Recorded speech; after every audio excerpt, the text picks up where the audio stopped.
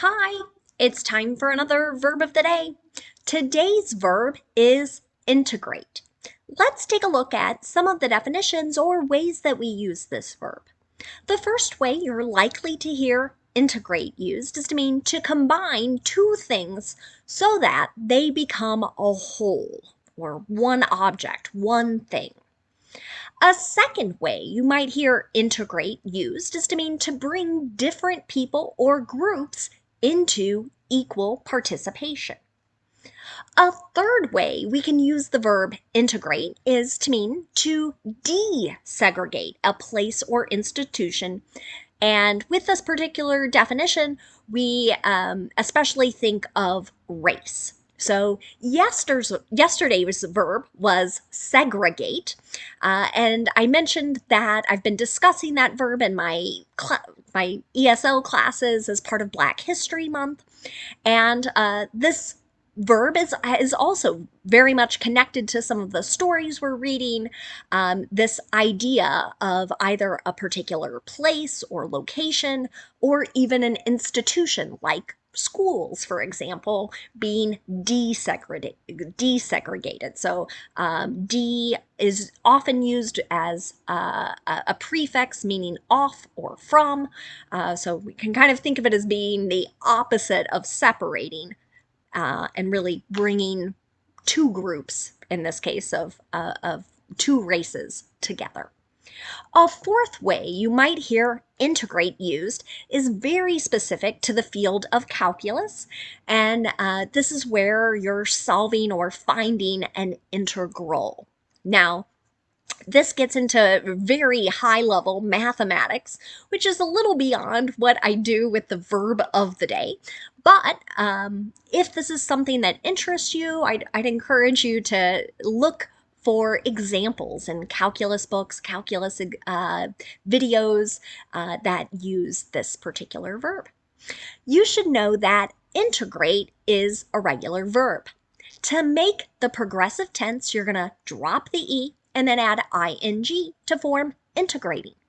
The past tense and participle forms of this verb are made by adding D to this verb since it already ends in an E.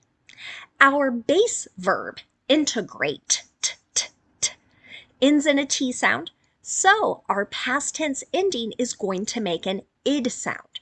We're going to add an extra syllable as we say this past tense and participle form.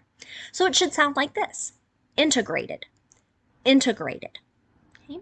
Now, there are a couple phrasal verbs that are used with integrates, and I want to point out integrate into. So the meaning here is including or incorporating something or someone as a necessary element. Okay, let's look at an example here. We have integrated the new employees into our team. So we're including them, we're incorporating them as an important or necessary part of our team. Another phrasal verb you might hear is integrate with. The usage here is to blend or merge either someone or something with other people or other things. An example of this might be: we should integrate this article with the activities in the lesson, right? So we're blending or merging these things into kind of this larger group of activities or learning opportunities. Okay. Let's continue using our verb of the day in a couple different verb tenses. Today, let's practice the present progressive and the simple future. And we'll start with the present progressive. Sometimes your English books or maybe other English videos, other English teachers might call this the present continuous. They mean the same thing. I like saying present progressive because the two P's help me remember that I need two parts to make this verb tense. I need the present form of be, so that's going to be am, is, or are, depending on what my subject is, and then I need the ing form of the verb. And I use this present progressive verb tense to talk about an activity that is in progress or something that is happening now. We can also use the present progressive at some points to talk about future activities as well. But the first two ways are more common ways to use the present progressive. So let's take a look at an affirmative example. The academic program is integrating classroom learning with remote learning. Okay. So here is another example of our phrasal verb integrate with. So again, that idea of blending or combining, merging. And this is what many schools, many training programs have done over the course of the last couple of years during the pandemic, right? They've blended or merged classroom learning and remote learning. Now, if you want to make a negative present progressive sentence, just insert not after your be verb. Okay? And then again, you're going to have that ing form of the verb come next. Here's another example. Organizations aren't integrating their new hires' voices, perspectives, and experiences. So here, this idea, they're not being brought in, they're not being combined or included. Finally, we can make a yes or no question in the present progressive. To do that, we're going to start with a form of be. So am, is, are. And that's going to be the form that matches our subject, and the subject comes next. Then we're going to have the ing form of the verb. Another example, are companies integrating analytics into systems that affect their business decisions? This verb integrate is used quite a lot with technology, business decisions, and so my question here was borrowed from an article, again, kind of discussing how these things are being combined or included together. Now, let's take a look at some simple future examples. Today, we're going to focus on making sentences with will. And the nice thing about this particular form is that our structure is going to be the same no matter what our subject is. If it's I, if it's you, we, they, he, she, it doesn't matter. Our structure is going to be will and then the base verb. Here's another example. The redesign will integrate the Google apps at one place and reduce the need to switch between various apps.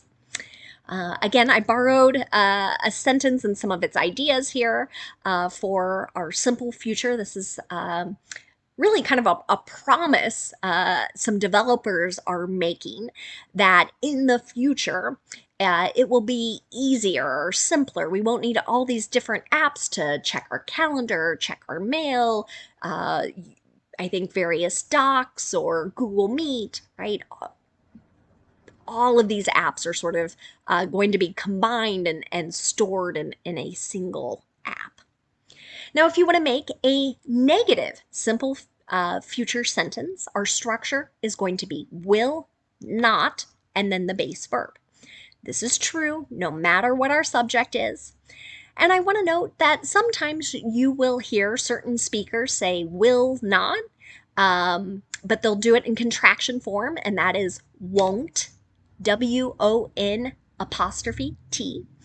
That can always sound a little different to some of my students, so I like to point that out.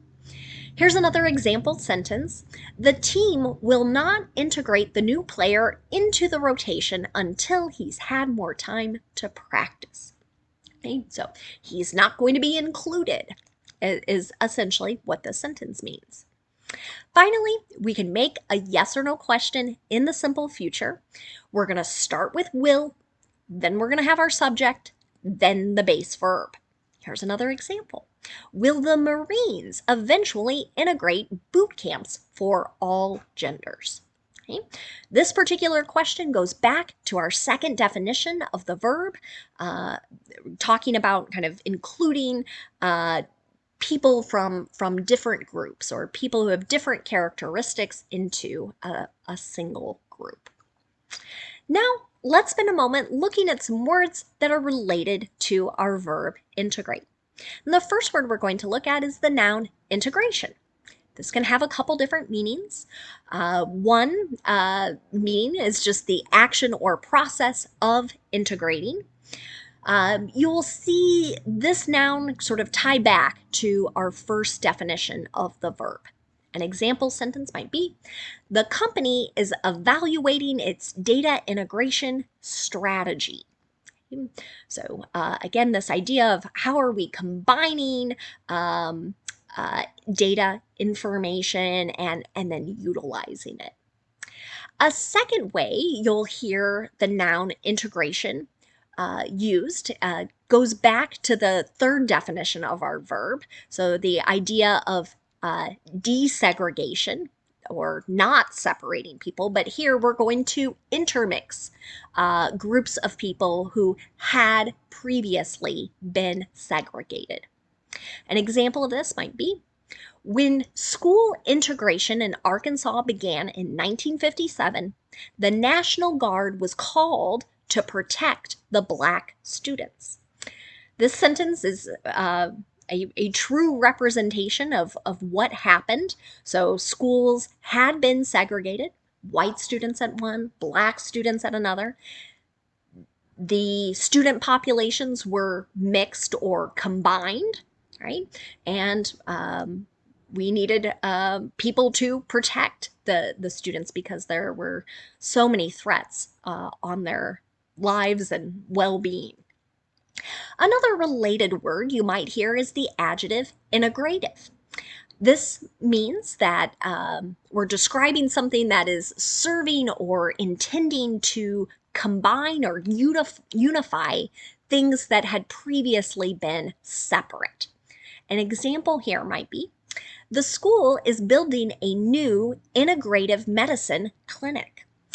I hear this adjective used more frequently when it comes to healthcare and medicine, and this idea that doctors and other medical professionals with different specialties should be working together to better treat patients. So instead of kind of having these separate appointments, right, they're working together, coming up with new ideas, new ways to treat illnesses and diseases, for example.